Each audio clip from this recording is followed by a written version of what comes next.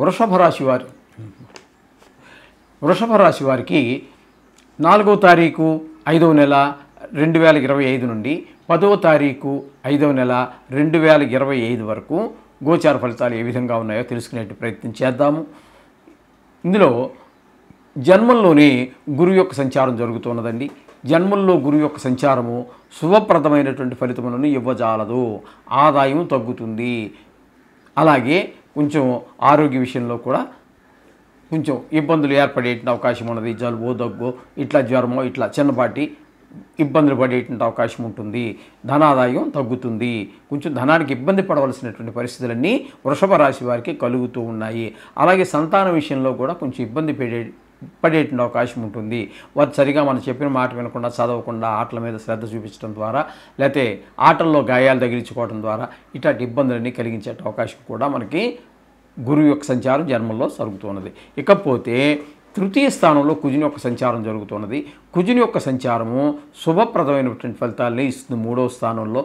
ఇక్కడ అంటే మీ ఇంటిలో ఉన్నటువంటి సోదరులు కానివ్వండి, ఇంటి చుట్టుపక్కల ఉన్నటువంటి ఇరుగు పొరుగు వారు కానివ్వండి, మీరు ఉద్యోగ స్థలంలో పనిచేసేటటువంటి జాగాలో మీ స్థాయిలో వారు, మీ పై స్థాయిలో వారు కానీ, కింద స్థాయిలో వారు కానీ అందరూ మీకు సహాయ సహకారాలు అందిస్తూ ఉంటారు. వ్యాపారం కనుక అయినట్టయితే ఇంకా అందులో వచ్చే లాభాలకి, కష్టాలకి, నష్టాలకి మీరే బాధ్యత వహిస్తూ ఉంటారు. కాబట్టి ఇక్కడ మీకు కుజుడు సొంత వ్యాపారం చేసుకునే వారికి కూడా చాలా అనుకూలమైనటువంటి ఫలితాలని, లాభాలని చేకూర్చే అవకాశం ఉన్నది.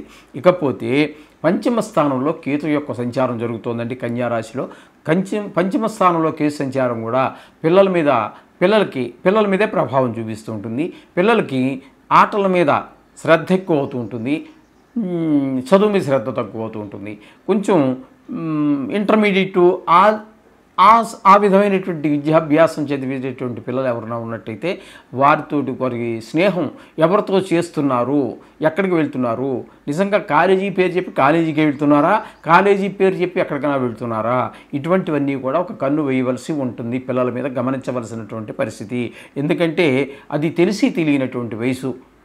10th క్లాస్ నుంచి ఇంచుమించుగా డిగ్రీ అయ్యే వరకు కూడా ఏమాత్రం దుష్ట స్నేహాలకి అలవాటు పడినా వారి యొక్క జీవితం మీద చాలా పెద్ద దెబ్బ పడేటటువంటి అవకాశం ఆ స్టేజ్లో, ఆ వయసులో. కాబట్టి వారి మీద ముఖ్యంగా ఒక కన్ను వేసి ఉంచండి. అట్లాగే ఇకపోతే ఏకాదశ స్థానంలో 4 గ్రహాల యొక్క సంచారం జరుగుతోందండి. ఈ 4 గ్రహాల యొక్క సంచారము కూడా ఏకాదశంలో ఏ గ్రహం ఉన్నా గణితంతో పని లేదు, అన్ని గ్రహాలు కూడా యోగిస్తాయి అని చెప్పేసి శాస్త్రకారులు చెప్పారు. అందులో శుక్రుడు ఉన్నాడు, రాహు ఉన్నాడు, శని ఉన్నాడు, బుధుడు ఉన్నాడు. బుధుడు అక్కడ 3 రోజులే సంచారం చేస్తూ ఉన్నారు. తదుపరి ఏ స్థానంలోకి వస్తారు అప్పుడు చెప్పుకుందాం ఏ స్థానం గురించి. ఇప్పుడు ఈ 4 గ్రహాలు కూడా మీకు యోగకారకమే అవుతూ ఉన్నాయి.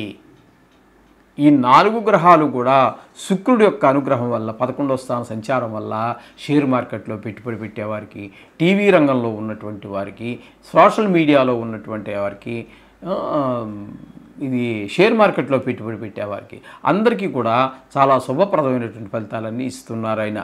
అట్లాగే రాహువు కూడా విదేశీ పర్యటనకు వెళ్ళేటటువంటి వారికి చాలా అనుకూలమైనటువంటి ఫలితాలన్నీ కలగజేస్తూ ఉంటారు. అలాగే ఏ విషయంలోనైనా ధనార్జన బాగుంటుంది. అలాగే ఏ వ్యవహారం చేసినా కూడా అందులో మీరు మీ యొక్క విజయాన్నే పొందుతారు. ఈ విధమైన ఫలితాలన్నీ రాహు ఇస్తున్నాడు. అలాగే శని భగవానుడు కూడా రాహు ఎంత చక్కటి ఫలితాలు ఇస్తూ ఉన్నాడో అన్ని చక్కటి ఫలితాలు మనకి శని కూడా ఇస్తూ ఉన్నాడు. మరి ఇందాక మనం చెప్పుకున్నటువంటి శపిత యోగం గురించి ఇప్పుడు మనం ఏం చెప్పాలండి? ఇందాక అంత కంగారు పెట్టి పడాల్సిన పని ఏమీ లేదు కదా. ఇక్కడ ఏకాదశ స్థానంలో ఉన్నారు అంటే 2 గ్రహాలు యోగించేటప్పుడు ఆ శపిత యోగం గురించి మనం మాట్లాడాల్సిన పనే ఉంటుంది. జాతకంలో కూడా ఇలా ఉండవచ్చు.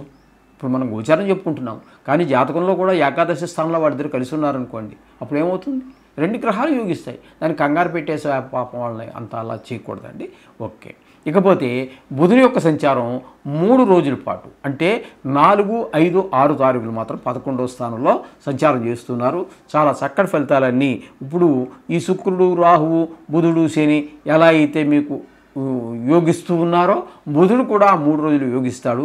తదుపరి వ్యయస్థానంలో సంచారం ఒక 4 రోజులు 7, 8, 9, 10 తారీఖులు ఇక్కడ మీకు ఏ స్థానంలో సంచారం చేస్తున్నారు. అప్పుడు కొంచెం ఖర్చులు పెరిగేటట్టు అవకాశం ఉంటుంది. మీ యొక్క టాలెంట్ పనిచేయనటువంటి అంటే మీ యొక్క బుద్ధి అన్ని విషయాల్లోనూ మీకు అనుకూలించకపోవచ్చు. అలాగే కొంచెం శత్రువులు అనేటువంటి వాళ్ళు కొంచెం పెరిగేటట్టు అవకాశం ఉంటుంది. అది ఈ విధమైనటువంటి దుష్ఫలితాలన్నీ కూడా బుధుడు ఈ 4 రోజుల్లో ఇచ్చే అవకాశం ఉంటుంది. ఈ విధమైన ఫలితాలన్నీ కూడా వృషభ రాశి వారికి జరుగుతూ ఉన్నాయి. అయితే ఇది కేవలం మనం ఇందాక చెప్పుకున్నట్టుగానే ఇవి కేవలము గోచార ఫలితాలు, జాతక ఫలితాలు కానే కాదు.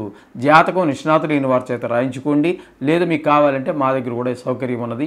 దానికి ఆ వ్యక్తిగత జాతకానికి ఈ గోచార ఫలితాలని మీరు ఎప్పటికప్పుడు వారం అయితే వారం, నెల అయితే నెల, సంవత్సరం అయితే సంవత్సరం ఇలా ఉంటుంది. మీకు వ్యక్తిగత జాతకం అనేది మీ ప్రథమ శ్వాస దగ్గర నుండి అంతిమ శ్వాస వరకు ఎప్పుడూ మారదు. దానికి దీన్ని అన్వయం చేసుకుని చూసుకుంటూ ఉండాలి. అది చూసుకున్నట్టయితే మీకు చక్కటి ఫలితాలన్నీ ఏర్పడేటువంటి అవకాశం మనకి స్పష్టంగా గోచరిస్తూ ఉంటుంది. ఇది కంగారు పడవద్దు. మీరు ఎప్పట్లాగే ఈ నవగ్రహాలని పూజలో ఒక భాగం చేసుకోండి. ఏదైనా సరే, గాయత్రి కావచ్చు, బీజాక్షరాలు కావచ్చు, మంత్రాక్షరాలు కావచ్చు, ఈశ్వర అభిషేకం కావచ్చు, లేదా విష్ణు సహస్రనామం కావచ్చు, ఏవో చాలా చెప్పారు పెద్దలు. అందులో ఏది చేసినప్పటికీ కూడా మీరు ఈ యొక్క దోషాల నుంచి అంటే ప్రతికూలంగా ఉన్న దోషాల యొక్క ప్రభావం నుంచి బయటపడే అవకాశం స్పష్టంగా వచ్చు. శుభం.